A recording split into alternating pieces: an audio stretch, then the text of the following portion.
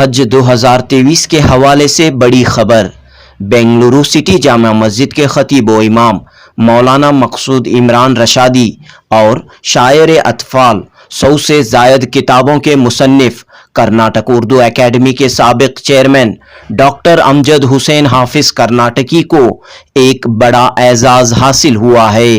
Saudi हुकूमत की जानिब से शाही मेहमान के तौर पर मौलाना मकसूद इमरान रशादी और डॉक्टर अमजद हुसैन हाफिज कर्नाटकी इंडियन हज गुडविल डेलीगेशन में शामिल हुए हैं।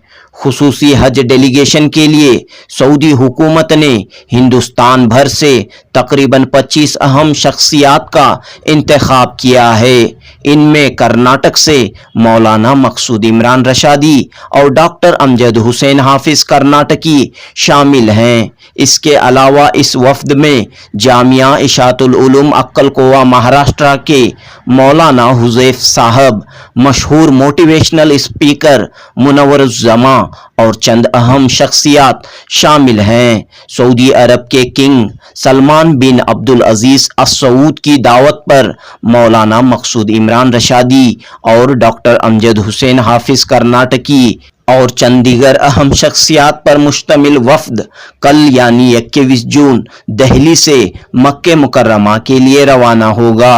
9 जुलाई को वापस हिंदुस्तान लौटेगा। जनूबी हिंद न्यूज़ से बात करते हुए मौलाना मकसूद इमरान रशादी और डॉक्टर अमजद हुसैन हाफिज कर्नाटकी ने कहा कि वो पाक परवरदिगार रब्बे जुल जलाल का शुक्र बजा लाते हैं कि उन्हें शाही मेहमान के तौर पर हज की सआदत हासिल हो रही है और उस मुक़द्दस सरजमीन पर हिंदुस्तान की कर्नाटक की नुमाइंदगी करने का मौका मिल रहा है। वाज़ह रहे कि 3 साल के वक्फे के बाद हज गुडविल डेलीगेशन हिंदुस्तान से सऊदी अरब के लिए रवाना हो रहा है। जनूबी न्यूज़ रिपोर्ट।